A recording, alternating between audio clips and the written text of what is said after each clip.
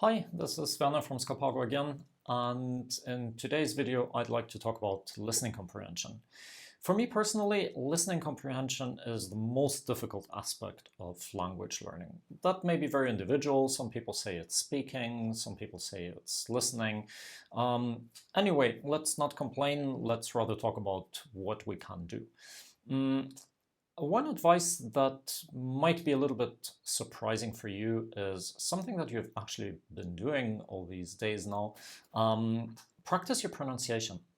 Because when you learn a new language, it often consists of sounds that are either completely new or they are similar to sounds that exist in your own language, but, well, just similar.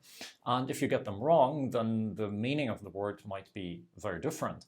And by practicing your mouth, your tongue, lips, and so on to produce these sounds, you will also practice your ear simultaneously to distinguish these sounds. So that's a very beautiful side effect of practicing pronunciation a lot and practicing it really well, that it will be easier for you actually to understand the spoken language.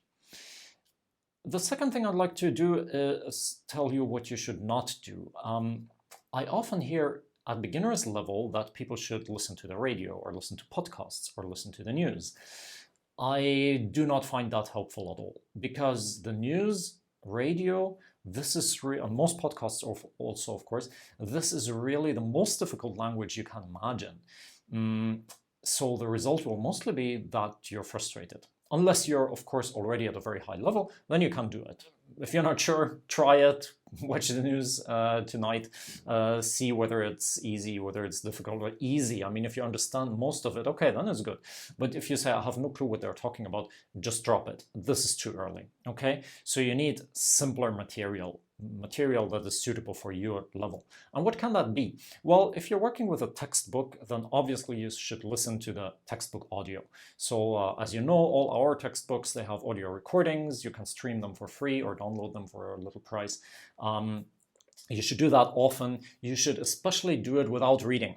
So I'm not saying you should always do this with a new chapter, but with a chapter that you have already worked with, listen to it many times and try to understand. Sometimes look it up if it's necessary, if you don't understand, but try to understand as much as you can without reading the text. Okay, but you might want to upgrade this a little bit. So in our online courses, we have another feature, which is exercises for fluency and listening comprehension as well, where you have to react to specific sentences or questions.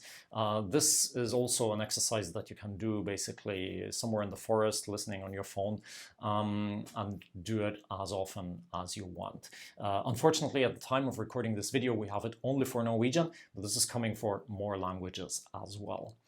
And the last one is you might consider watching cartoons for kids, for small kids, because otherwise it's too difficult as well. So children's books, fairy tales, all these things that might be relatively difficult. I have one cartoon that I really like for the purpose of language learning. I'm not affiliated with them. I get zero money from recommending them. It's Peppa Pig. They exist in dozens of languages. You can find a link below this video. That might be a good idea for you to listen to one episode every evening. And you have the drawings, so even if you don't understand the word, you will see what is going on. So it makes understanding much easier. Okay, so now it's up to you. What are you doing for improving your listening comprehension? Please feel free to share in the comments if you have any suggestion, if you have any questions, issues. I'd like to hear from you, and I'll see you soon in the next video.